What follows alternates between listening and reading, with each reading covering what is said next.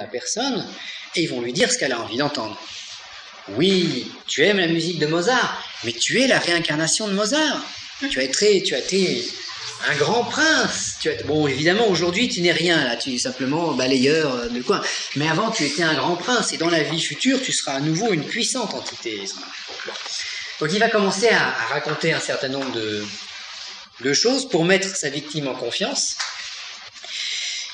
Et ce contact va permettre à l'âme noire de se nourrir. C'est pour ça qu'après une séance de spiritisme, les gens sont souvent un peu fatigués, vampirisés, pompés. Et si on fait ça trop souvent, on ouvre les portes et on va finir vampirisé, épuisé, vidé. Mais tout bon vampire laisse toujours sa victime en vie. Parce que le but, il n'est pas de détruire la victime, le but, il est de se nourrir. Donc on va continuer, on va maintenir la victime en vie, tout en la vampirisant doucement. Et si ce sorcier est puissant, et si ce médium a une bonne médiumnité, et reçoit des messages, eh ben le sorcier va lui dire il faut que tu réunisses tes amis, il faut me prier, il faut faire un groupe de prière ou groupe X, de manière à nourrir l'âme noire. Et tous les jeudis soirs ou tous les vendredis soirs, la dizaine de personnes se réunit pour obtenir des messages, entre guillemets, de l'âme noire. Et on rentre petit à petit dans un phénomène d'égrégore. Et si c'est une âme noire particulièrement intelligente, elle va se recycler. Et d'âme noire de Monsieur X, elle peut, si elle a beaucoup de chance, devenir un démon. Mais un démon au sens, pas étymologique, mais au sens d'avoir son nom dans le dictionnaire démonologique. Donc on peut considérer, par exemple, que Belzébuth, Belzébuth c'est sans doute une âme noire puissante qui a réussi sa reconversion professionnelle et elle a son nom dans le dictionnaire. Et à partir de là, il y a beaucoup de gens qui vont s'occuper de lui, ou de cette âme noire, qui vont la nourrir. Et si cette âme noire a suffisamment de puissance, elle va pouvoir faire des petits miracles. Alors évidemment, quelqu'un va venir la prier. Première fois, tout se passe bien. Tu me demandes quelque chose, je te donne ce que tu m'as demandé. C'est l'hameçon avec le verre au bout et le poisson mort dedans. Et quand le poisson a mordu dans l'hameçon, hop, on va remonter, on va mettre un petit coup sec pour planter l'hameçon dans le palais. Et le deuxième coup, l'âme noire va dire, bon, mais je veux bien te donner encore quelque chose, mais là, maintenant, il faut que tu me fasses un petit sacrifice quand même, il faut qu'il se passe quelque chose. Et puis vous avez des groupes de magie noire, des groupes de Wicca, tout un tas de choses qui vont se mettre en place et qui vont nourrir ces égrégores maléfiques. Donc égrégores de nature, on va dire démoniaque, mais pas démoniaque au sens de création spirituelle de Dieu, démoniaque au sens de création humaine. Donc les démons sont des êtres, sont des reliquats humains, et non pas des entités créées de par Dieu. Donc c'est une espèce de caput mortuum qui reste de nous après cette vie. Par contre, si nous avons un sage d'Orient ou d'Occident, s'il a vraiment eu la lumière en lui, tout ça s'est illuminé, et même son âme noire sera une âme noire noble, puissante, qui n'a pas besoin de vampiriser les autres pour survivre. D'où le fait que quand on fait des prières aux décédés, il vaut mieux bien les choisir, pour être sûr, au moins de s'adresser à quelqu'un qui a tenu la lumière.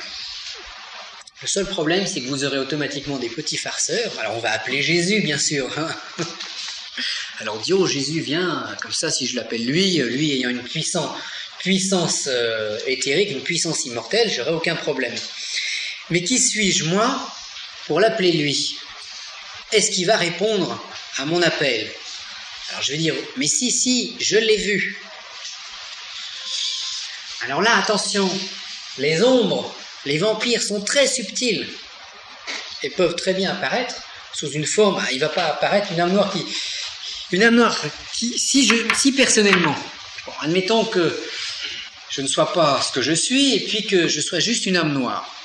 Si je veux vous apparaître, je ne vais pas vous apparaître sous la forme d'un démon avec des cornes. Je vais vous apparaître sous la forme d'un beau jeune homme ou d'une belle jeune fille, pour que déjà l'aspect, que vous soyez piégé, par l'aspect. Et mon discours, ça ne va pas être un discours démoniaque, ça va être un discours qui peut être plein d'amour. Et oui, apporte-moi des fleurs au cimetière, offre-moi des parfums, pense à moi, fais-moi des prières. Et là, selon qui on est en face de soi, eh ben on est piégé plus ou moins loin, et selon votre connaissance de la métaphysique, vous allez plus ou moins loin dans le mécanisme.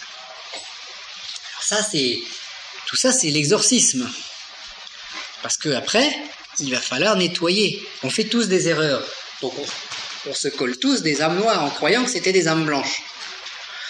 À partir de là, il va falloir qu'un exorciste intervienne pour les nettoyer. Mais si j'ai une âme noire collée sur moi, alors en général, tradition pareille nous dit que l'âme noire se fixe au niveau de la nuque, commence à imbiber ses tentacules le long de la colonne vertébrale, et on a relativement souvent une sensation de casque sur la tête, comme une oppression, comme quelque chose sur les épaules. Alors je vais voir un ami exorciste. Puis je dis, bon, je me sens pas bien, il faut me dégager ça. Et l'ami exorciste, il fait son exorcisme. Et puis si c'est fait correctement, ça fonctionne, je suis libéré. Et ensuite je cours refaire ma séance de spiritisme. Et une semaine après, j'ai à nouveau le même problème. Donc, alors ça on le verra aussi au niveau de l'exorcisme, il y a une éthique de vie à avoir. Quand on est sensible, quand on est intuitif, quand on a de la médiumnité, on est obligé d'avoir une éthique de vie. Parce qu'autrement, même si on est, je dirais, protégé, on va toujours avoir tendance à remettre les doigts dans la prise électrique et à reprendre une décharge. De par nature. Et si c'est pas moi qui vais mettre la main dans la prise électrique, ben c'est la prise électrique qui va venir essayer de se brancher. Parce que il y a un canal, il y a un passage à ce niveau-là.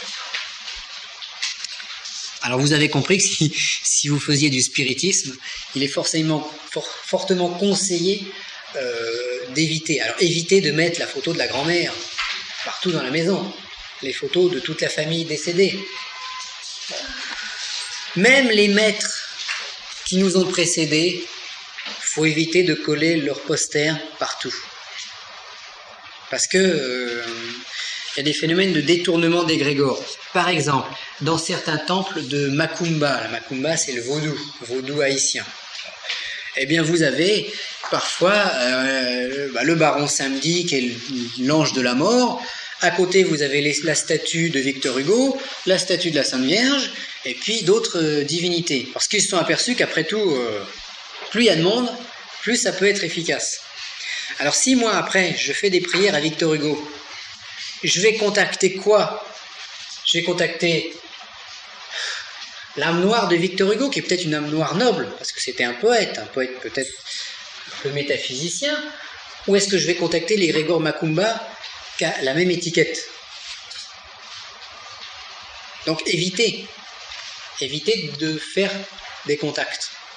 Et les messages que l'on peut obtenir par ce genre de contact sont des messages qui sont souvent très matériels, ou c'est du christianisme dilué. Par exemple, on va nous dire, il faut prier. Oui, mais j'ai pas besoin d'avoir un contact spirituel pour le savoir. Pense à ta grand-mère. Oui, mais j'ai pas besoin de me le dire. Sois bon envers ton prochain. Voilà. Et tous les messages, alors je vous dis par expérience personnelle, tous les messages, les longs messages qu'on obtient par le spiritisme tournent tous autour des mêmes histoires, qui sont des histoires, je dirais, gentilles, mais qui ne sont pas... Bonjour, vous êtes... On est en stage, là. Ah, excusez-moi. Qui ne sont pas, en fait, des messages particulièrement intéressants. C'est du christianisme dilué, c'est des enfantillages, c'est des choses qu'on sait de nous-mêmes. Et quand un jour vous avez peut-être un contact avec quelque chose de plus haut que l'âme blanche, déjà les contacts sont excessivement plus rares, eh bien la phrase qu'on va vous dire, qu'on va vous donner, 1, vous fera pas forcément plaisir, 2, sera très courte, parce que les messages ont plus de mal à passer, plus c'est haut, plus c'est difficile à descendre, donc message très court, et message en général symbolique ou métaphysique. Et ils vont pas vous expliquer comment faire pour creuser dans le jardin, ou etc. Si la grand-mère a enterré un trésor dans le jardin, il faut interroger son âme noire. Mais quand les anciens faisaient ce genre de pratique, ils y allaient avec l'épée, ils faisaient des rituels de magie, ils faisaient un cercle au charbon de bois avant, pour se protéger. Ils faisaient des fumées, des évocations, ils maîtrisaient l'âme noire. Alors qu'aujourd'hui, dans les modernes séances de spiritisme, grâce à Allan Kardec, on ouvre tout grand les bras à tout ça. Et surtout dans les séances de spiritisme, il ne faut jamais amener ni une pointe, ni un poignard, un couteau ou une épée. Il faut éviter de faire brûler de l'encens parce que ça peut être un peu acide. Il faut éviter de faire un exorcisme. Une fois, je m'étais amusé. Bon, j'étais juste sorti de l'armée, puis avec des amis, on faisait du spiritisme, mais c'était un groupe organisé. On avait des phénomènes très intéressants, physiques. Puis un jour, je me suis dit, tiens, avant la séance de spiritisme, pour bien dégager la route aux esprits positifs qui viennent nous visiter, je vais faire un exorcisme. Alors, psaume 2, évangile de Saint Jean, et puis peut-être un autre texte. Après, la séance de spiritisme a été très calme. Personne n'est venu. Aucun esprit s'est présenté. Donc, bon, ça fait des filtres. Alors là c'est un piège ésotérique monstrueux dans lequel on tombe tous. Et c'est bien d'y tomber. C'est plus gênant d'y rester. Alors, si le corps représente la terre, toujours pareil, terre, eau, air, feu, eh bien l'âme noire représentera l'eau, l'âme blanche, l'air, et l'esprit, le feu. Le corps nous dit poussière, tu retourneras poussière.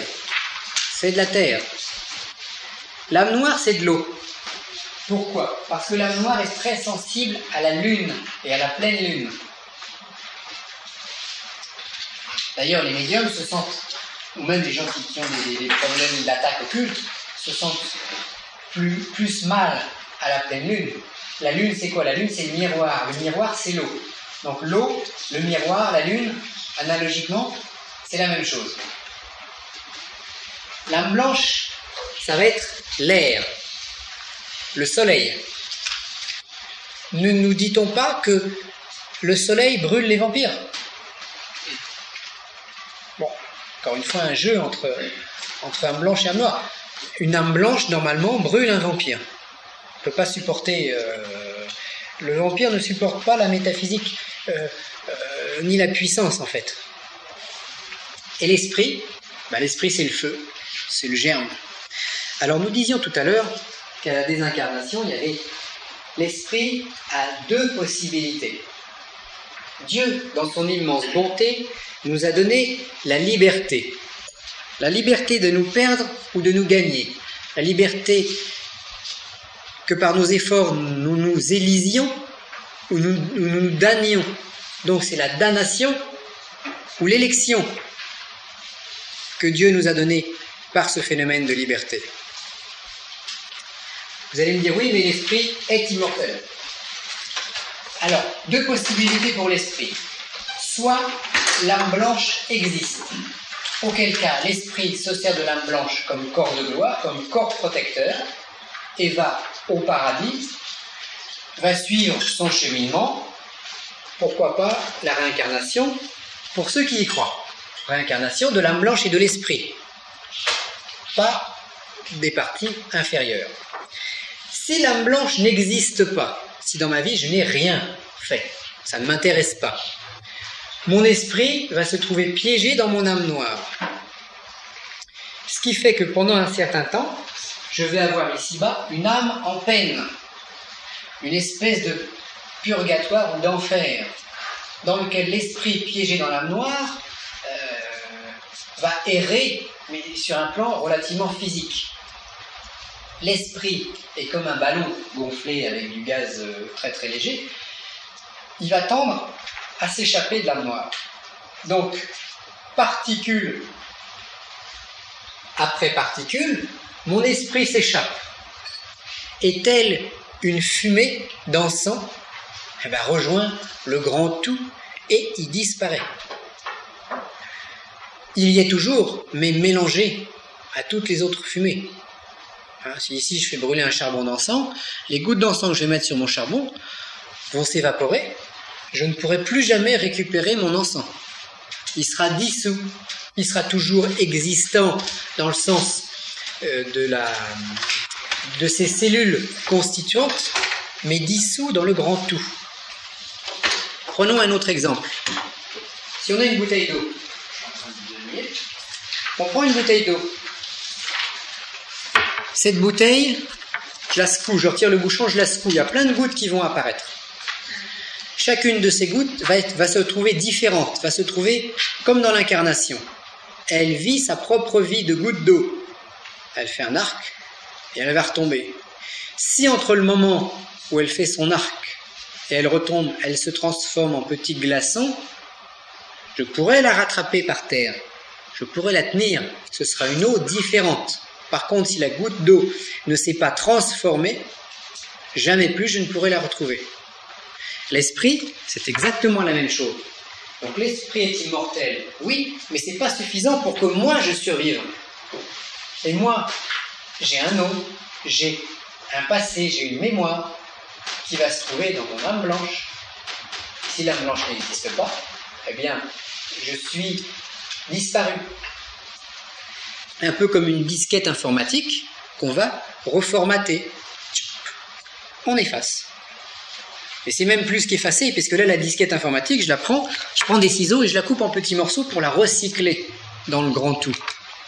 Et de ce grand tout naîtra peut-être un nouvel esprit, mais qui aura une partie de Napoléon Bonaparte, une partie de telle et telle personne, et ce sera une réunion. Donc jamais plus l'esprit qui n'est pas protégé par une âme blanche ne peut être retrouvé. Alors vous allez me dire, bon, prenons l'exemple de Napoléon. Considérons que Napoléon n'a pas travaillé le domaine spirituel et qu'il n'a pas d'âme blanche. Vous allez me dire, oui, mais quand moi je fais ma séance de spiritisme et que j'appelle Napoléon, il vient. Alors il faut savoir déjà qui vient, parce que vous n'êtes pas sûr que c'est lui. Ça peut être Belzébuth qui a pris un nom d'emprunt, parce qu'ils ont c'est des multicartes également. Donc il a pu prendre un nom d'emprunt. Ou ça peut être l'âme noire, l'ombre de Napoléon. Tellement elle est appelée partout qu'elle a de la subsistance et elle peut survivre quelques siècles après. Parce qu'une âme noire puissante peut survivre plusieurs siècles.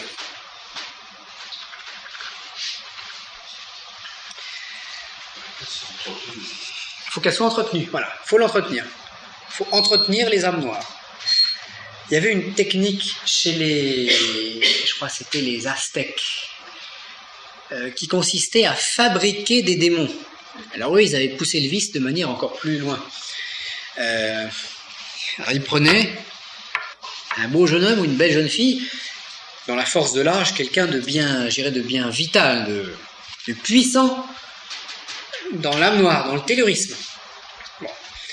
Il l'enfermait dans un lieu, il lui faisait subir les pires atrocités, et il finissait par le tuer, mais tout doucement. Ensuite, il détruisait tout le corps, sauf la tête. Et ils allaient momifier la tête, voire faire une réduction de tête. C'est un peu la technique égyptienne d'une autre manière. De cette façon-là, ils avaient à l'intérieur de cette tête, donc ils avaient un support physique du démon. Ils avaient donc une ombre morte, une mémoire automatique. Comme cette mémoire automatique avait été morte dans des souffrances atroces, elle était, je dirais, très haineuse envers le genre humain. Donc il était après relativement facile au sorcier de l'expédier en lui disant, voilà, c'est un tel qui t'a fait du mal, venge-toi. Et l'entité allait faire le travail. Alors, autre conseil, évitez de ramener des souvenirs de vos voyages en Afrique, parce que vous pouvez avoir dans toute cette collection d'objets des puissances qui existent et qui ne sont pas forcément des puissances bonnes. Parce que les gens, à une certaine époque, on n'était pas aussi craintifs qu'aujourd'hui. Bon, pour faire un démon, on prenait les moyens de le faire. Ce que je vous déconseille fortement à quiconque, parce qu'il y a sans doute d'autres rituels qui nous sont inconnus et qui fait que ça pourrait se retourner contre nous. Alors donc, momification, comme on a dit tout à l'heure. Alors, ne vous faites pas, si vous ne devez pas faire incinérer votre corps, inutile non plus de le faire momifier. Parce que là, vous allez conserver de vous l'âme noire. Ce qui peut vous retarder également dans votre évolution d'âme blanche. Parce que, imaginons une chose.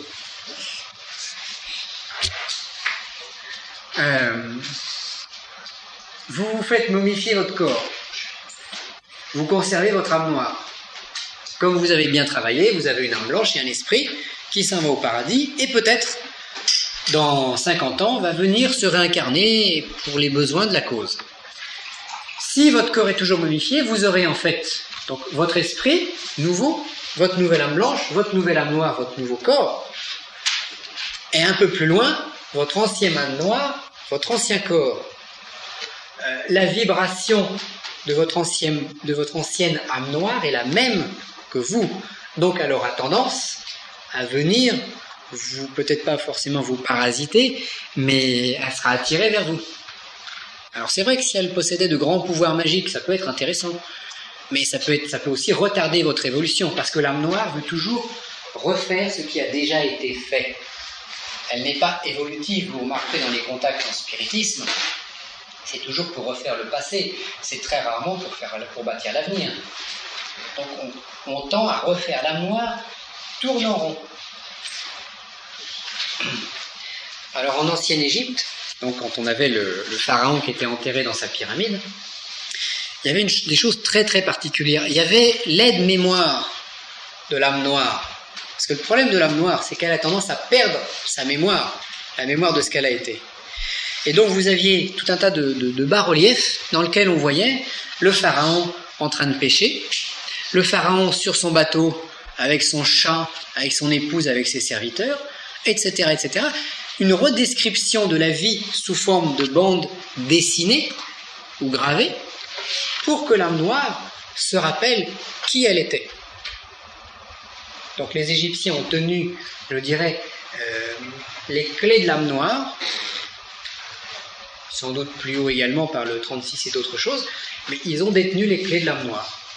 Par exemple, les pyramides égyptiennes sont des pyramides très telluriques, qui momifient. Ce n'est pas des pyramides qui vivifient.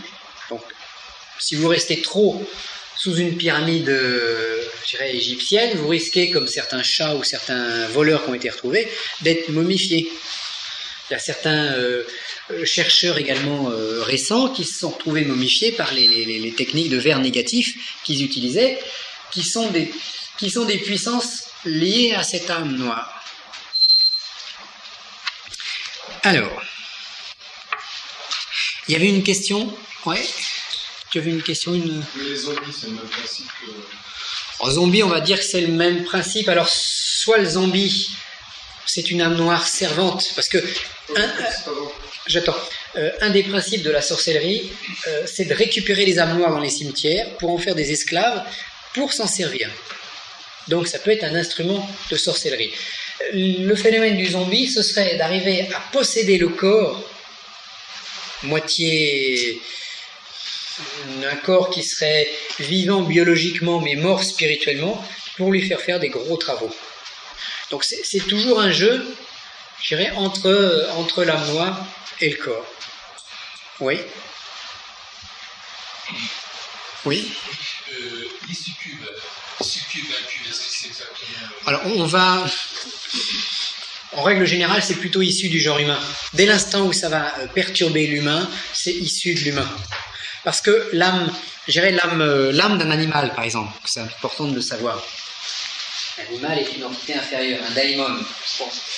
L'animal a un embryon d'âme blanche, un embryon d'esprit, une âme noire, lui qui est développée, et un corps.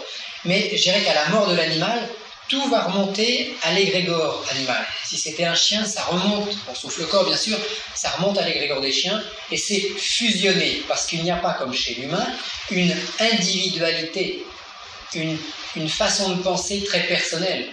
Même si les chiens ont des réflexes qui leur appartiennent, ils sont tellement liés à l'espèce que tout repart. Sauf si un pharaon ou quelqu'un d'autre veut garder son chien avec lui. À ce moment-là, il est capable de capter son âme noire. mais c'est très rare, hein, l'animal qui repart. Donc les succubes et incubes, ce ne sera pas tellement du règne animal, qui pourrait nous fournir une réserve de démons également, mais plutôt du règne humain. Soit ça peut être des espèces de petits génies fabriqués, donc des entités bricolées, soit l'âme noire de quelqu'un qui était particulièrement obsédé. Donc qui va, après son décès, avoir tendance à refaire ce qu'elle faisait durant sa vie. Oui. Ça peut être quelqu'un de toujours vivant. Dans ce cas-là, c'est pas un incube ou une succube, c'est un envoûtement. C'est une projection de l'inconscient, de l'âme noire vivante, là, cette fois-ci, sur une personne pour réaliser un envoûtement. Mais c'est plus un cube et succube, c'est pas un démon qui va venir obséder quelqu'un. Alors c'est pareil, dans ces phénomènes d'incube et de succube, il faut savoir, faut bien voir ce qui se passe. Est-ce que ce n'est pas la victime qui se provoque elle-même ces incubes ou ces succubes? Alors, un petit exemple, j'ai pas je ne me rappelle plus où ça se passait, je crois que j'ai trouvé des Ursulines, il y a 1 ou 2 siècles. Donc c'était un couvent de sœurs. Bon, donc, des religieuses, c'est prière et chasteté.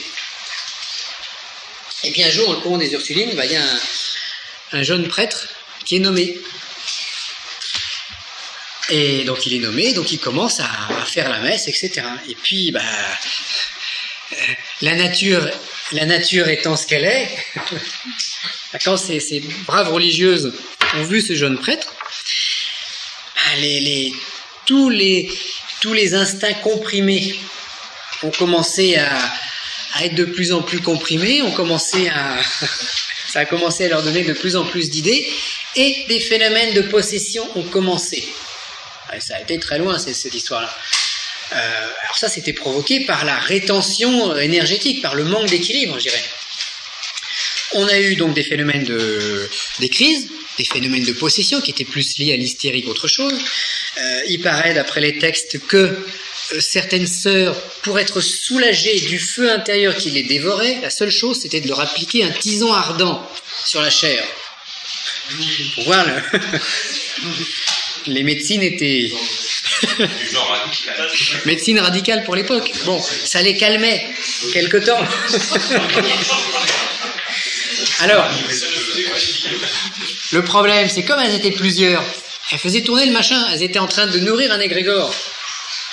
Bon, qu'à la limite, une personne a ce genre de problème, on va lui donner aujourd'hui des tranquillisants, du bromure, un certain nombre de choses, et ça va aller mieux après. Mais là, elles faisaient tourner l'égrégore et elles alimentaient. Il suffisait qu'il y en ait une qui parte en crise d'hystérie pour que celle d'à côté, qui se sentait aussi, je dirais, des chaleurs, enclenche les mêmes phénomènes. Et puis si elles étaient un petit peu médiums, le système s'est mis à tourner. Alors, les exorcistes sont venus à la rescousse. Ils ont commencé à exorciser l'eau bénite et tout le... Et à cette époque-là, il y avait le silice aussi, qui était plus efficace encore que l'eau bénite. Bon, et tout ce qu'ils ont trouvé de mieux à faire, c'est qu'à un moment, ils se sont aperçus que elles ont commencé à avoir ces crises à l'arrivée du prêtre. Donc, le sorcier, c'était lui. Et je crois qu'il a fini brûlé ou... Son dépôt, c'était de Loudun, je crois. Oui, ou de Loudun, voilà, je me trompe peut-être de... Mais il y a eu une histoire aberrante. Alors ça, on va dire aussi incube et succube. Oui, mais provoqué, enclenché par qui? Donc quand il y a quelqu'un qui commence à vous dire, voilà, j'ai un incube, j'ai une succube qui m'obsède, on va commencer, pas par se tourner vers la psychothérapie, mais par poser des questions. Demandant, vous êtes marié, vous avez des enfants, vous avez une vie, qu'est-ce qui se passe? Bon. Et si on s'aperçoit que la personne a été chaste pendant des années et des années, l'incube ou le succube, c'est peut-être tout simplement une espèce de démon intérieur que nous allons nous susciter nous-mêmes, que nous allons créer comme un petit génie, et qui va commencer à nous obséder. Et qui va peut-être réellement faire un phénomène extérieur après, un phénomène d'auto-envoûtement, un phénomène d'auto-possession. Donc, éliminer l'incube ou le succube, c'est une partie de la réponse, mais s'il n'y a pas un traitement psychologique derrière, ça va recommencer une semaine après. Quelle est la différence entre un incube et le succube? Bah, l'incube, c'est une succube, je crois. Donc, une succube, c'est un démon féminin qui obsède les hommes. Ouais. Et l'incube, c'est l'inverse. D'accord. C'est un démon masculin qui obsède une femme. Qui est créé par un vivant ou par un mort? C'est une manifestation de quelque chose. Il faut arriver à déterminer qu'est-ce qui se manifeste et pourquoi. Et surtout le moyen de s'en débarrasser. Voilà, surtout le moyen de s'en débarrasser. Mais il faut étudier le pourquoi, parce que le pourquoi nous donnera le moyen. Oui, parce qu'il arrive très fréquemment que les sentiments, pour certaines personnes qui sont les incubes ou les succubes, ce sont aussi des entités qui ont le sentiment de ne pas avoir vécu leur sexualité jusqu'au bout. Oui. Et bien souvent qui sont restés bloqués par une passion, par un amour non vécu, et qui vont posséder un être et des fois Oui, son amour. tenter de revivre, en fait, Revivre. quelque chose. Ça peut aller jusqu'au plan physique. C'est ça qui est assez étonnant dans ces histoires d'incubes et de succubes. Alors, on en a peut-être moins aujourd'hui parce que on a une sexualité qui est plus libre. Alors qu'au Moyen-Âge, il y avait beaucoup plus d'incubes et de succubes parce que c'était plus dur. C'était la ceinture. Donc, ça varie selon les époques. Mais s'il y a ce phénomène, il faut se demander pourquoi. À la limite, pourquoi le phénomène m'arrive ou pourquoi le phénomène arrive à cette personne. Il y a toujours une relation entre la victime et puis l'incube ou le succube. Oui. Est-il possible, à la mort, quand on provoque la mort de quelqu'un par torture par exemple, est-il possible de bloquer la possibilité de son esprit d'utiliser l'âme blanche et de forcer à être bloqué dans l'âme noire? Je dirais peut-être un temps. Mais s'il y a une âme blanche, dès l'instant où il y a une âme blanche, ça va se déchirer. Et puis, dès l'instant où il y a une âme blanche, il y a peut-être des amis qui sont plus haut, la famille spirituelle qui va intervenir, s'il y avait un cas de blocage, pour débloquer. Et puis, il y a des techniques, à la limite, les amis d'en dessous, ils peuvent faire dire quelques messes ou faire quelques pratiques pour libérer. Mais en général, on ne peut pas le bloquer très longtemps. Quand on retrouve des choses qui sont bloquées, mettons, depuis 40 ans ou depuis très longtemps, je suis quasiment sûr qu'à 99,9%, il n'y a plus d'âme blanche, il n'y a plus d'esprit dedans. C'est l'âme noire qui se trouve bloquée. Alors l'âme noire, des fois, il faut la libérer du lieu, parce que ça va lui permettre d'aller plus facilement se refondre dans le tellurisme ambiant. Donc, ce qu'il faut éviter, c'est d'avoir quelque chose de bloqué dans un lieu ou de bloqué sur un objet ou autre. Donc, faut le faire partir. Ce qu'on appelle justement les fantômes. Exorcisme, cassette numéro 3. Donc, les fantômes, voilà, les fantômes, ce sera toujours une âme noire qui se promène. Incube, succube. Et c'est votre âme noire qui se fait posséder par l'incube ou la succube. À la limite, tous les phénomènes d'envoûtement, de possession, ne se situent pas sur le plan de l'âme blanche de l'esprit, ne se situent que au niveau de l'âme noire et du corps. Donc si je suis obsédé par une entité, elle ne peut me prendre que par mes défauts. C'est pour ça qu'à la limite, un sage peut difficilement être envoûté, parce que son âme noire, elle est claire, limpide. Par contre, il est très facile d'envoûter quelqu'un qui a des blocages émotionnels, parce que tout de suite, le phénomène va se situer, va prendre sur le blocage émotionnel. Le blocage émotionnel, dans le cas d'un envoûtement, c'est comme d'énormes poignées qui vont dépasser de chaque côté. Faites comme ça, vous avez des poignées. Les envoûtements, les petits démons, ils n'ont qu'à s'accrocher. Ce sera facile. Si vous n'avez aucun blocage émotionnel, l'âme noire est lisse. On ne peut quasiment pas envoûter. On verra ça après à ce niveau-là. Donc, alors, on a vu la survie éphémère des âmes mortes, égrégore des cimetières. Alors c'est pareil, dans les cimetières, vous avez toutes les âmes mortes qui se décomposent ensemble et qui finissent par former des espèces d'égrégores mélangés. Ils ont perdu leur mémoire individuelle, mais il y a une conservation d'une forme d'énergie. C'est pour ça que certains rituels de magie noire se font dans les cimetières. Ça permet d'essayer de drainer cet égrégore pour l'envoyer en action. De toute façon, magie égale énergie. Alors, tout rituel magique est lié à une énergie. Alors, je vais puiser mon énergie où? En haut, en bas, dans la respiration, dans l'âme blanche, dans l'égrégore du cimetière, mais toujours il faut une énergie. Mais normalement, les cimetières se sont modifiés, les terrains. Normalement, ils étaient, oui. Donc les âmes ne pouvaient pas rester. Logiquement, si on a une église avec le cimetière autour, si les messes sont faites correctement, tous les décédés bénéficient de l'Eucharistie, d'une manière indirecte, bénéficient du lieu qui est chargé positivement. Donc ça évite tous les phénomènes d'incube, succube, obsession, etc. Ça nettoie le cimetière, je dirais. Bon, c'est pour ça. Ça les dissout. C'est pour ça que ce matin on disait aussi que mettons, pendant très très longtemps, pendant de nombreux siècles, les suicidés n'étaient pas enterrés au cimetière chrétien. Parce qu'on considérait que leur âme noire, qu'il y avait un système qui faisait qu'ils n'avaient pas le droit ni au sacrement, ni à l'enterrement. On évitait de les brûler aussi. Alors, la meilleure chose pour la personne, c'est d'être enterré à même la terre. Et à la limite, ça, les musulmans nous donnent presque l'exemple, puisque eux, parce que si le corps est enterré à même la terre, le corps va se décomposer très vite, l'âme noire va suivre, et tout le reste va se détacher plus rapidement, plus aisément. Nous, si on est enterré dans un cercueil capitonné, je ne vais pas dire que ça va enclencher, mais ça va retarder la décomposition du corps. Il ne faut pas la retarder. Le corps, c'est le caput mortuum.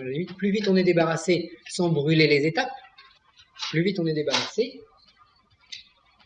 mieux c'est. Alors attention, uniquement après le décès. Avant. Les Tibétains qui tenaient autour, ils déplaçaient les corps, c'était pour cette raison-là. C'est mieux que d'être brûlé, de passer, d'être digéré par la nature. Faut être digéré par la nature. Ils attendent quoi? Oui, mais ils attendent. Et puis ils font le rituel, le bardo todol, voilà, qui consiste à leur expliquer ce qui va se passer, ce qu'ils vont vivre, le tunnel, les fleuves, etc. Et leur décrire le chemin. Même s'il n'y a pas d'âme blanche, de décrire le chemin, c'est utile parce que ça dégage, ça nettoie. Et de faire une messe, même pour quelqu'un qui n'a aucune recherche spirituelle, c'est bien parce que ça va nettoyer plus vite. Ça libère l'âme noire, et plus l'âme noire est libérée, plus elle est libre de circuler, plus elle sera rapidement refondue dans le tellurisme ambiant. Faut pas qu'elle s'accroche. Ils sont suivis par un amas télépathe. Oui, mais de toute façon, tous les peuples religieux, ils ont eu leur technique différente, mais qui est toujours la même façon de faire. Alors donc, le but du vampire, retarder sa disparition grâce au vampirisme des humains. On l'a vu, momification, on l'a vu. Alors oui, c'est pour ces raisons-là également que la nécromancie, c'est-à-dire le spiritisme, est interdit par la religion chrétienne, pour éviter ces phénomènes de possession. Mais comme à l'époque, ils ne pouvaient pas expliquer pourquoi, ils ont mis un interdit, que tout le monde franchit allègrement, mais...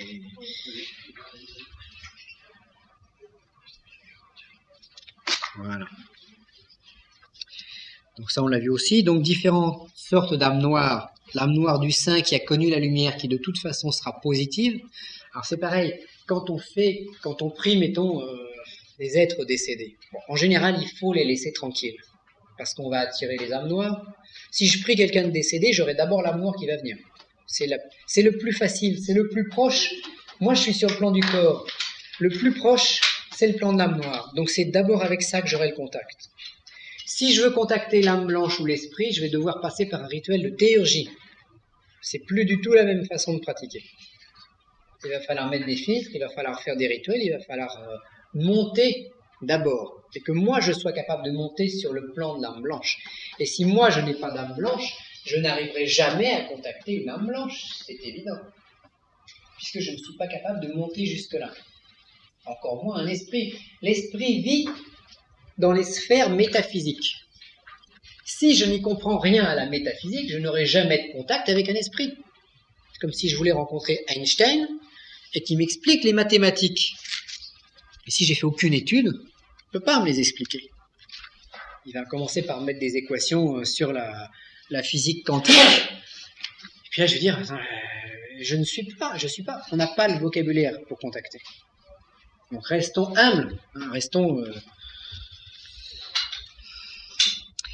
Alors voilà, la différence entre envoûtement et possession, parce que c'est très lié ce genre de phénomène. L'envoûtement, c'est l'âme noire d'un sorcier vivant qui s'occupe d'une victime. la possession, c'est une âme noire. Donc, une ombre morte, une âme morte qui va venir sur quelqu'un. Donc, l'envoûtement, c'est l'âme noire d'un sorcier qui va attaquer une victime et qui va y laisser des charges, des traces, etc. Donc, envoûtement, l'âme noire d'un sorcier qui attaque une victime. Et la possession, c'est une âme noire seule qui vient chercher refuge. L'âme noire cherche une maison. Si vous êtes accueillant, on commence une possession. Alors, il y a des possessions très, très particulières. Par exemple, dans la Macumba, donc le vaudou, les prêtresses cherchent à être possédées, à être chevauchées par les dieux, parce que le dieu apporte à la prêtresse ses pouvoirs magiques. Donc ça, c'est des possessions qui sont très, je dirais, dangereuses parce qu'elles paraissent utiles. Quand la prêtresse est possédée, elle a des pouvoirs. Mais après, elle sera mangée par l'âme noire. Hein. Attention, dans certains... on dit toujours que le diable finit par manger le sorcier. Qu'est-ce que ça veut dire? Ça veut dire que les égrégores négatifs avec lesquels le sorcier a été en contact et avec lesquels il a travaillé récupèrent à sa mort toute l'énergie de ce même sorcier. Donc il y a on se coupe de la vie éternelle en faisant ce genre de choses. Alors, les démons existent-ils? On a vu ça un petit peu tout à l'heure, hein, le daimon grec. Mais nos vrais démons, ils vont se trouver ici. Donc, la notion de démon n'existe pas dans la nature. Elle est donc typiquement humaine, de par notre liberté. Et c'est ça le cadeau empoisonné, entre guillemets bien sûr, le cadeau empoisonné que Dieu nous fait, c'est de nous offrir la liberté. Donc de nous permettre de manger à l'arbre de la connaissance, à l'arbre du bien et du mal. Et après, je suis suffisamment évolué pour choisir mon chemin. Alors que l'animal, lui, n'a pas le choix.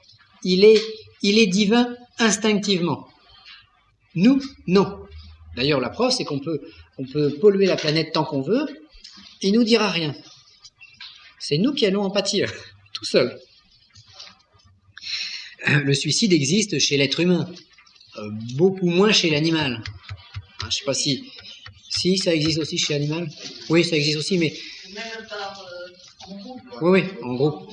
Mais bon, c'est beaucoup, les dauphins, les rats, je crois qu'il y a tout un... Mais c'est quand même moins répandu que chez nous. Alors oui, aucun animal n'est méchant. Seul l'homme humain sera bon ou mauvais selon ses actes. Donc la méchanceté, c'est de nature typiquement humaine et non animale. Alors, le diable existe-t-il? Qu'en pensez-vous? Je serais tenté de dire oui, mais on ne l'a pas encore rencontré. Là. On a tout fait. On a tout découpé. Ce matin, on a vu une descente métaphysique que vous n'avez pas fait, donc c'est dommage. Et on ne l'a pas vu. Bon. Alors, qu'est-ce que le diable? Étymologiquement, c'est se mettre au travers son diagonale. C'est le double. Le double? Oui, alors c'est bien. Alors, le diable n'existe pas en tant que force opposée à Dieu. Bon, ça, non. Dieu est seul créateur, il crée, et le diable, il existe que, je pense, plus pour le genre humain que pour autre chose. Hein. Donc, on a une descente des architectures de Dieu jusqu'à la matière. Là, on n'a pas de diable. Et on a une remontée des minéraux, végétaux, animaux et hommes. Et à la limite, tant qu'on s'arrête aux minéraux, aux végétaux et aux animaux, on n'a pas de notion de diable. D'ailleurs, les animaux ne rendent un culte. J'ai jamais vu un animal rendre un culte au diable. L'homme, oui. Donc, c'est plus humain, ces notions-là. C'est notre liberté qui nous permet d'aller dans un sens ou dans un autre. Donc, notre démon intérieur, c'est notre âme noire, et puis notre ange intérieur, c'est notre âme blanche. Bon. Alors on va dire oui, mais le curé d'Ars était attaqué par le diable toutes les nuits. Oui. Et le Padre Pio s'est longtemps battu contre le diable aussi. Et alors, il faut voir contre quoi se sont-ils battus. Si on considère un diable réunissant de multiples forces, presque le diable opposé à Dieu, mais aucun être humain ne peut se battre contre lui. À ce moment-là, il souffle, et l'être humain est détruit. Il souffle, et il n'y a plus de planète. Donc lui n'existe pas dans ce sens-là. La notion de diable, elle est plutôt intérieure à nous. Ça peut être... Alors, bon, on disait Padre Pio, curé d'Ars, etc. Ils se battent contre quelque chose. Ils se battent contre quoi? Bon. Le problème, c'est que je n'étais pas présent pour voir ce qui se passait. Mais peu importe, ils nous ont raconté leur mésaventure. Ils ont vu comme ce qu'on voit dans les imageries du Moyen-Âge, des diables cornus avec des fourches, avec le feu des enfers, etc. C'est-à-dire une représentation égrégorique de certains plans de ténèbres créés par l'humain. Parce que nous, on a besoin de personnifier les choses pour les comprendre. Les anges, on va leur mettre des ailes, et puis les diables, on leur met des fourches et des flammes.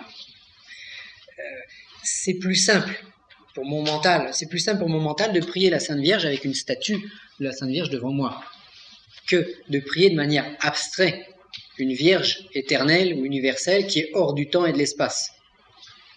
Donc j'ai besoin de personnifier. À partir de l'instant où je personnifie, eh ben je crée des égrégores telluriques. Et si je crée des égrégores telluriques, des dieux, entre guillemets, je peux y être confronté, bien entendu. Donc si pendant des siècles, on a cru à un diable cornu avec une fourche et des sabots aux pieds, il est évident que cette entité existe dans l'astral, existe au même titre que les âmes noires, que l'âme noire de ma grand-mère, que l'âme noire du sorcier, etc. Ce sont des choses qui existent de par l'homme et non de par Dieu. C'est ce qu'on va appeler des ténèbres incréées, des ténèbres qui n'existent pas. Ils n'existent pas, mais ils peuvent me faire mal quand même.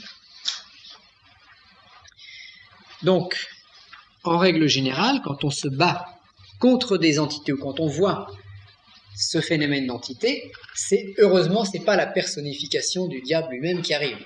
Bon, c'est quelque chose qui correspond à nous, qui vient nous voir parce qu'en nous, il y a des faiblesses qui le laissent entrer, ou qu'il y a des choses que l'on a, une métaphysique qu'on n'a pas forcément creusée suffisamment, mais il y a une résonance, automatiquement. Ça peut être tout simplement la résonance, ça peut être la médiumnité. Je suis médium, donc des entités qui passent viennent me voir. Et si moi, j'ai très peur du diable, mais ce fameux Belzébuth, là, ce sorcier qui a été professionnellement recyclé en démon, il va prendre l'apparence que je veux.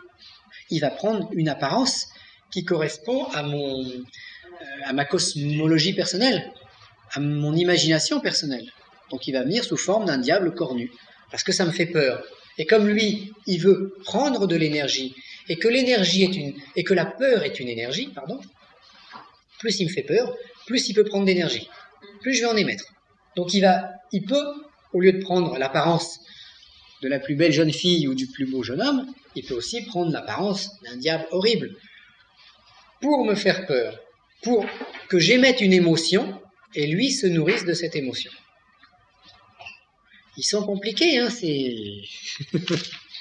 mais c'est une création avant tout des églises, en fin de compte.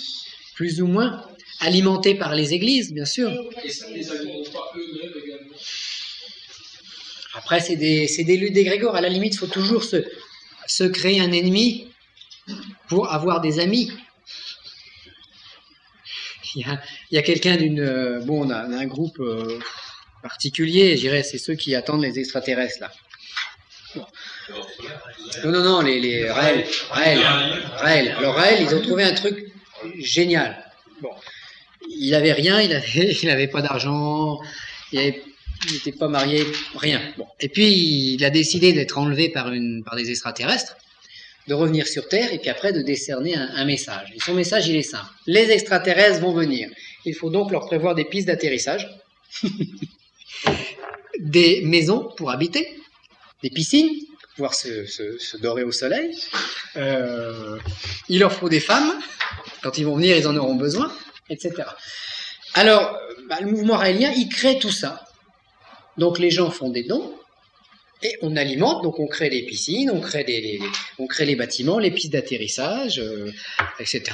Les plus belles femmes du groupe se sacrifient pour les extraterrestres. Bon. Alors en attendant que les extraterrestres viennent, parce qu'ils ont eu du retard dans leur programme... Comment ? Ils s'entraînent. Ce sont les armes noires, ce sont les chefs, les dirigeants du mouvement, qui se dorent au soleil, qui vont dans la piscine, qui habitent tous les bâtiments. Et ce qui est tout à fait normal. Bon, alors, ça, pareil, création d'une espèce de phénomène, et création d'un égrégore. Parce qu'en fait, leur égrégore, il va fonctionner. Il va fonctionner de mieux en mieux. Je ne sais plus pourquoi on disait ça. D'ailleurs, la question, c'était quoi ? Juste avant. Vous avez suivi ? Bon. Les bases astrales, c'est quoi alors ? Voilà, le base astral, c'est l'âme noire. C'est le domaine de l'âme noire. On va être, en fait, quand on nous parle de nos corps subtils, le corps éthérique, c'est ce qu'on va avoir, c'est la fée organique.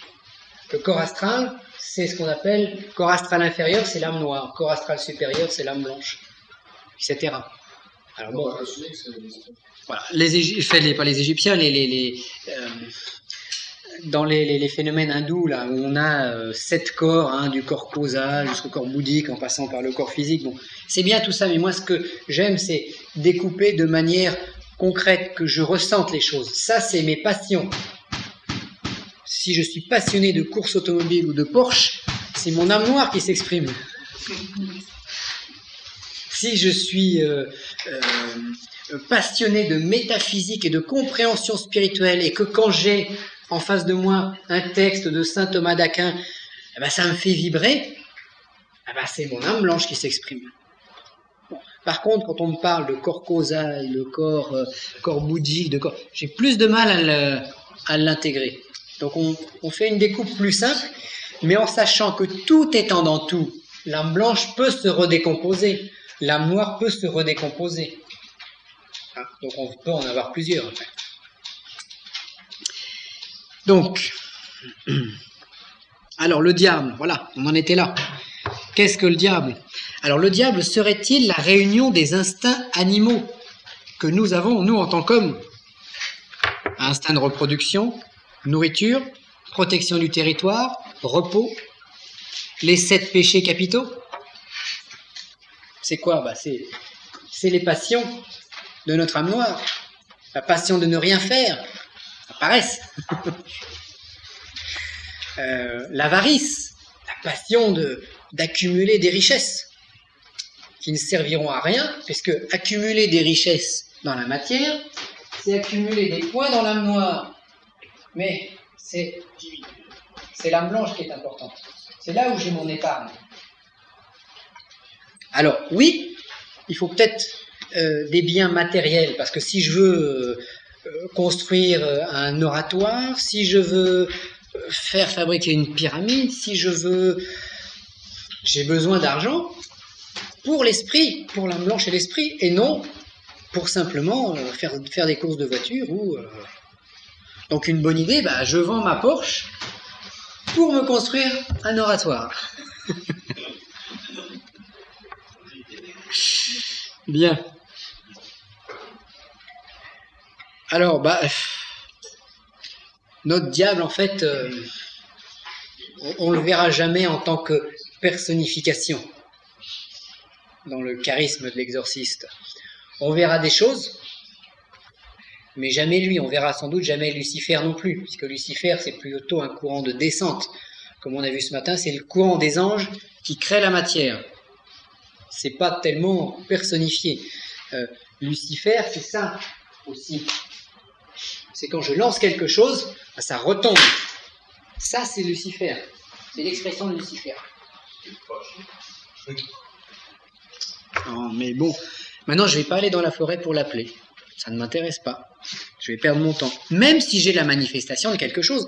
Parce que, attention, on dit que ça n'existe pas. Mais vous avez raison quand vous dites que, oui, mais si on va dans la forêt tous ensemble et qu'on fait une invocation au diable, on construit un rituel, on va avoir des choses qui vont se manifester, des choses qui ne seront pas positives, et qui vont nous apparaître sous la forme que l'on désire, et qui vont déclencher en nous des passions, des automatismes.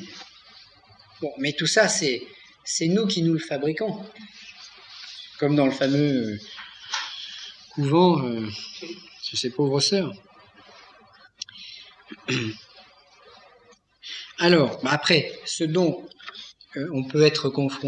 à quoi on peut être confronté, ce seront également les égrégores noirs, c'est-à-dire ces réunions d'énergie d'âme noire.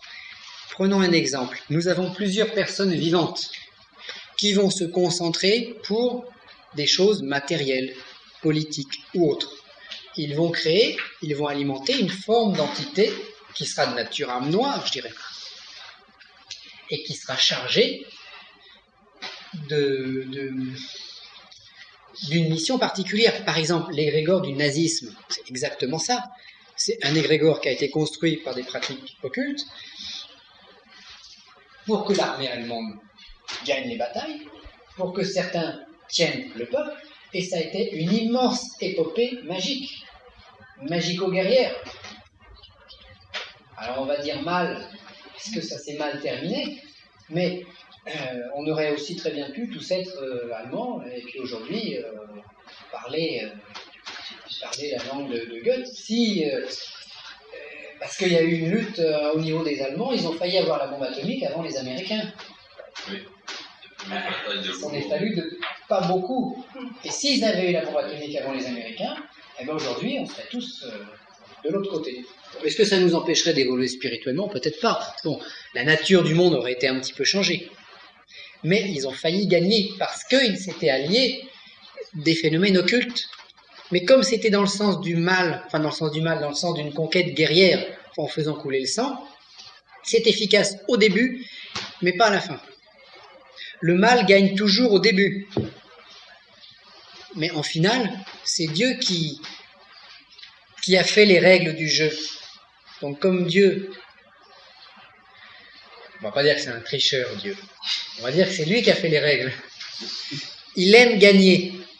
Et dès l'instant où il aime gagner, il a fait en sorte que ce soit lui qui gagne à la fin. Voilà, donc égrégore noir, ça peut être des réunions d'âmes noires, ça peut être des réunions de l'art, ça peut être des réunions de tout un tas d'éléments négatifs, mais qui seront toujours de nature tellurique et de nature d'âme noire. Ça peut être des égrégores de religion inversée. Si on crée une religion, par exemple, les adorateurs de Satan, même si Satan n'existe pas au sens où on voudrait le définir, n'empêche que s'il y a des adorateurs de Satan, Satan existe sous forme d'un égrégore noir, avec des possibilités d'action dans la matière, des petits miracles, faire gagner plus d'argent à une entreprise, envoûter le voisin qu'il fasse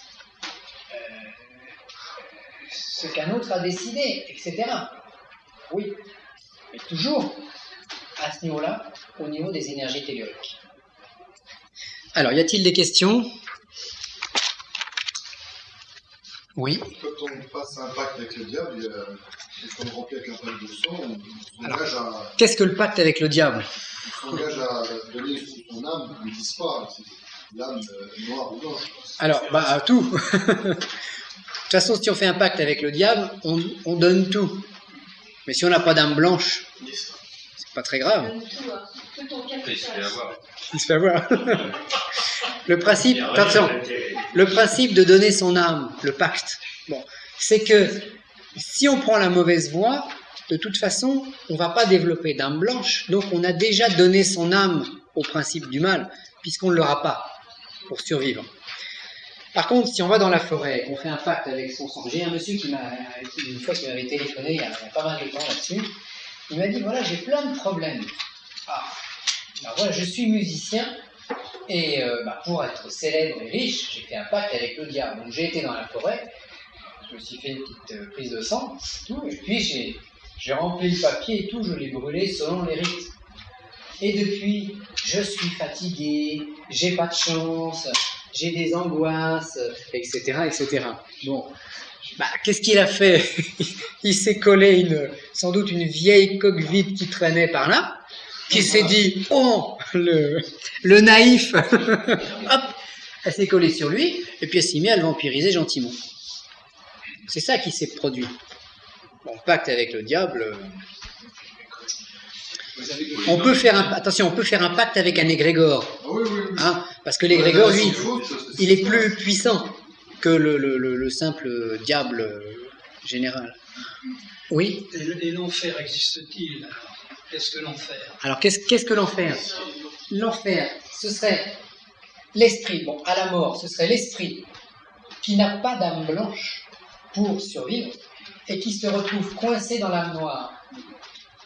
Et là, qui va brûler, mais attention, si l'esprit, parce qu'il y a deux sortes d'âmes noires, il y a les âmes noires faibles, qui seront très vite dissoutes, sans souffrance. À la limite, c'était l'âme noire de quelqu'un de bon, mais impuissante, mais bonne.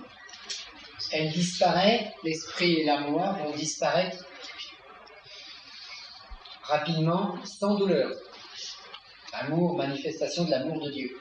Par contre, si on a un esprit fort, dans une âme noire forte, au service du mal, ou au service de la matière, là, mon esprit se trouve coincé dans cette âme noire, et là, l'esprit va, en toute conscience, être dévoré millimètre par millimètre, mais en ayant conscience de ce qui se passe. Et ça, c'est les enfers, parce que là, on y souffre. On est dévoré, on est torturé par les diables.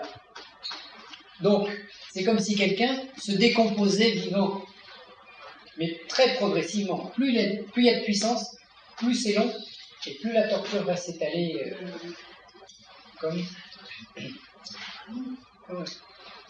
Donc, l'enfer, c'est ça. L'enfer, c'est un passage. C'est quand on a raté son âme blanche, mais qu'on est quand même puissant. Mais vous, ici, vous marquez Germe d'être immortel. Oh oui. Lui est immortel, mais c'est comme la goutte d'eau dont on parlait tout à l'heure. Si la goutte d'eau ne se transforme pas grâce à l'âme blanche en un petit glaçon, elle repart dans le grand tout, elle est dissoute. L'esprit sera de toute façon immortel, mais peut passer par différents cheminements. Aujourd'hui, on est tous différents là. Bon. Parce que notre esprit est protégé par notre corps physique. Et une fois que notre corps physique n'est plus le rempart, il faut un autre rempart. L'autre rempart, c'est l'âme blanche, si on en a une. Sinon, on tombe dans l'âme noire. Comme l'âme noire va se dissoudre, l'esprit va perdre son identité petit à petit. Molécule par molécule, chaque molécule, prenons un autre exemple plus matériel. Les molécules de mon corps sont immortelles. La science nous dit, rien ne se perd, rien ne se crée, tout se transforme. Mais mon corps, une fois qu'il n'est plus habité par la vie, va se décomposer. Bien sûr, il y a une petite cellule d'azote de mon corps qui va aller dans une herbe. L'herbe sera mangée par une vache. Et c'est pas pour ça que moi, en tant qu'individu, en tant que conscience, je serai réincarné dans la vache. Au niveau de l'esprit, c'est un petit peu le même principe. Notre esprit risque la dissolution. Donc, il est immortel, oui. Ces particules survivront, oui. Mais si je suis dissous, éparpillé, ma conscience disparaît. Et moi, en tant qu'entité incarnée sur Terre, s'appelant de telle manière, je ne suis plus. Donc c'est pour ça, au niveau de l'incarnation, oui et non, c'est très subtil. Ils ont oublié certaines subtilités. C'est la partie divine,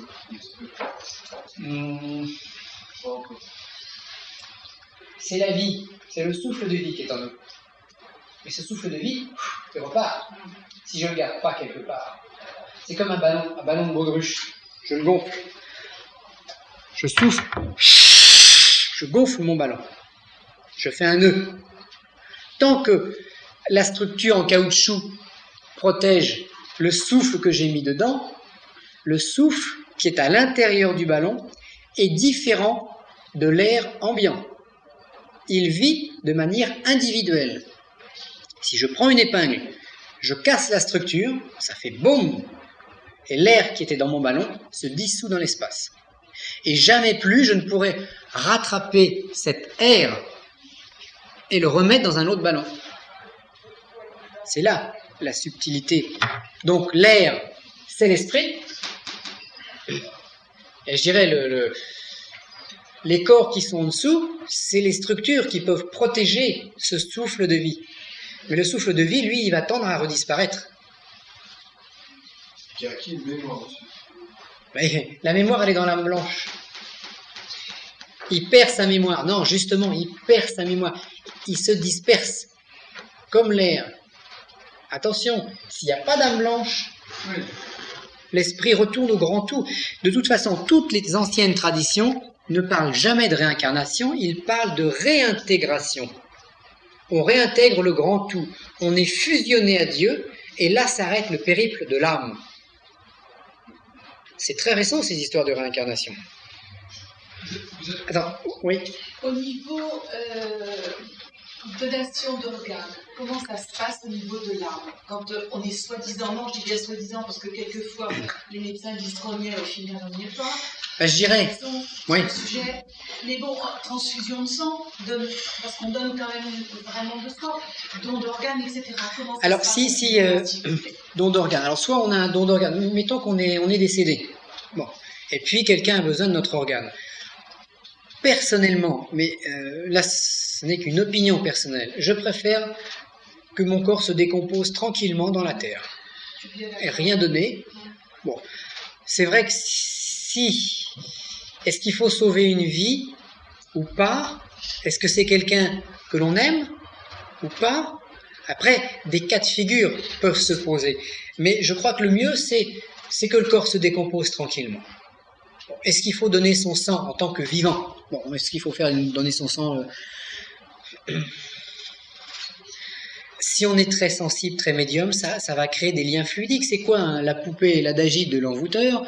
C'est de prendre quelques gouttes de sang et puis de la mettre, et puis après de travailler là-dessus. Dans le bon sens ou dans le mauvais. Mais on donne quelque chose de soi. Alors, où on reçoit. Oui, où on reçoit. Tout à fait pareil. J'ai été transfusée il y a 4 ans et demi, je vous garantis que je ne suis plus moi. Je pense qu'il faut... Je me sens oui. pour moi différente. C'est comme si on m'avait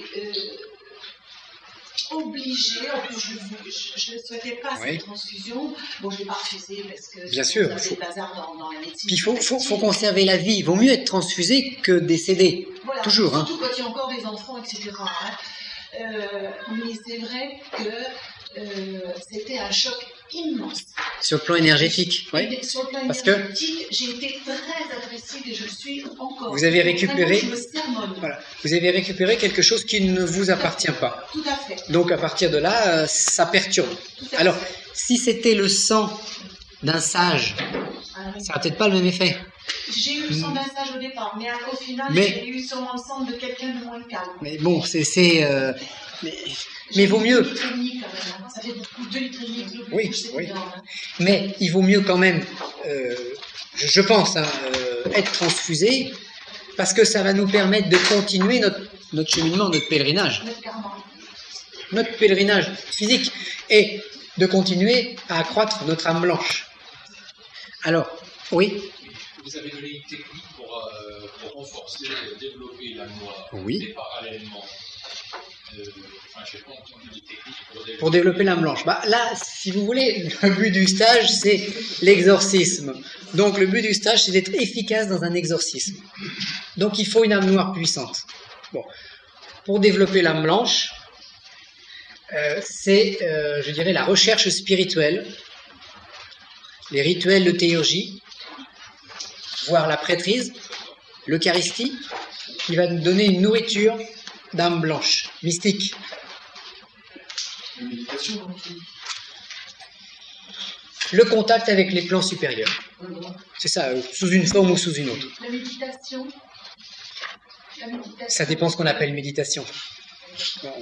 Méditation noir ou blanc. Oui. La résurrection dans une chose. Alors. Mais cette question n'est pas dans ma liste. Alors, les anciens nous ont parlé de réintégration, de résurrection, rarement de réincarnation. C'est intéressant à voir. Résurrection. Alors, résurrection de quoi? Des corps. Voilà. Mais pas de n'importe qui. Attention, résurrection des corps de ceux qui sont morts en Christ, nous dit la Bible. Donc ça veut dire déjà qu'il y a ceux qui sont morts en Christ. Qu'est-ce que ça veut dire? Et les autres qui, eux, ressuscitent pas. Les païens, etc. Mais c'est les plus heureux. Alors, qu'est-ce que la résurrection des corps? Il y a plusieurs niveaux, il y a entre autres deux niveaux. Première résurrection, c'est la résurrection de Jésus, c'est-à-dire que on meurt, le corps mort, le corps meurt. Perte de conscience. Je m'évanouis, en fait. Bon. Et si j'ai bien travaillé durant ma vie, je vais me réveiller dans mon âme blanche. Donc, résurrection, encore de gloire. Donc, première résurrection, c'est ce que Saint Jean nous a dit quand il nous propose de vaincre la seconde mort. Première mort, mort du corps physique. Deuxième mort, dissolution de l'esprit. C'est dans la Bible.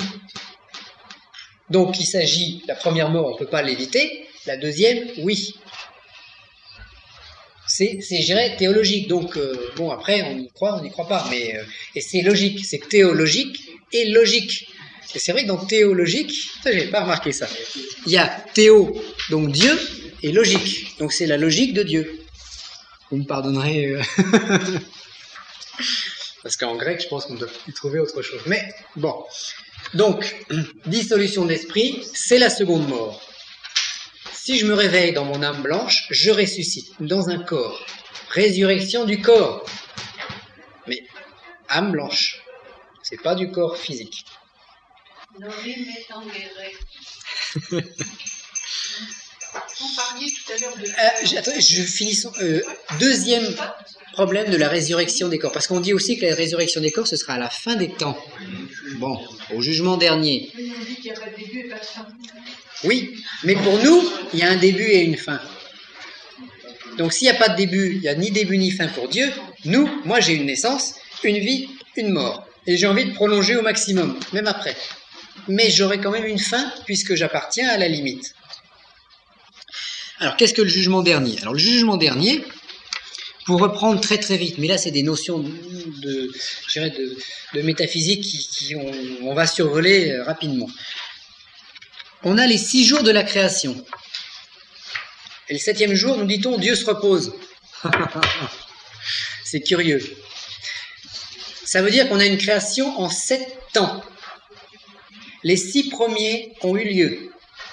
Pas encore le 7e. À ce moment-là, le jugement dernier serait le 7e jour de la création.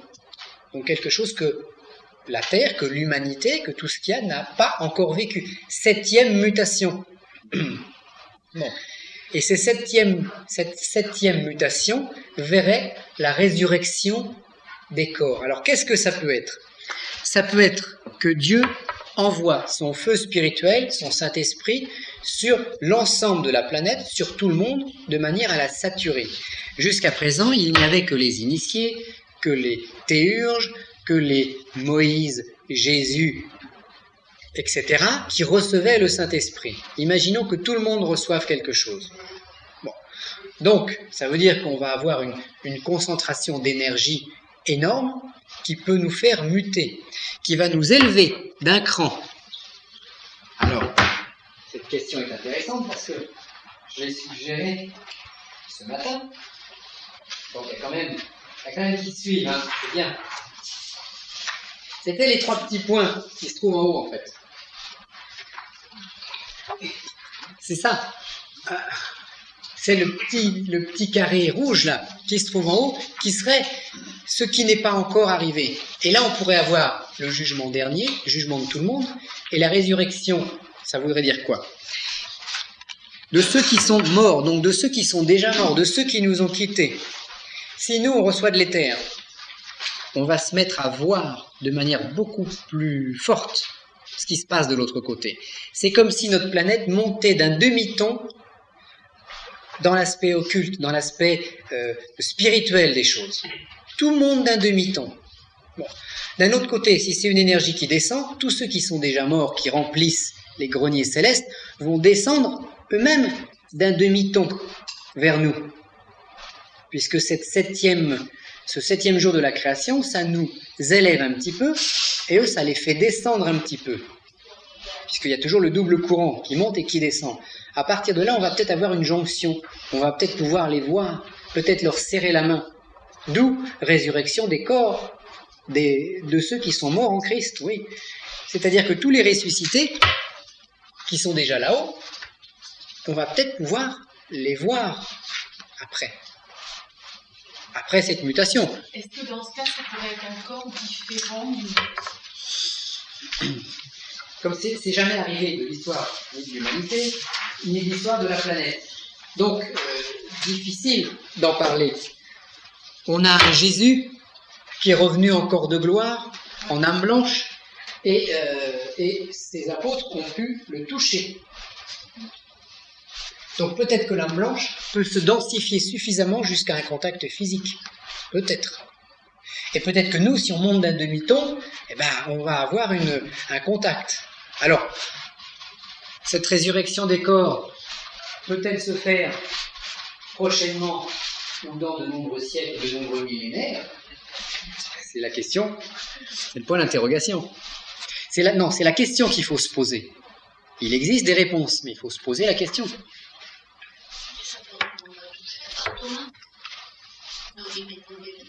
Ouais.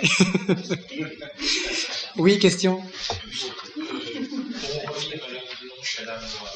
Oui. Alors, chez un individu, est-ce qu'on appelle est-ce que le double d'un individu est également divisé en âme blanche et en âme noire? Alors, le double, ça va être l'âme blanche et l'âme noire, qui sont mélangées, un peu comme un damier.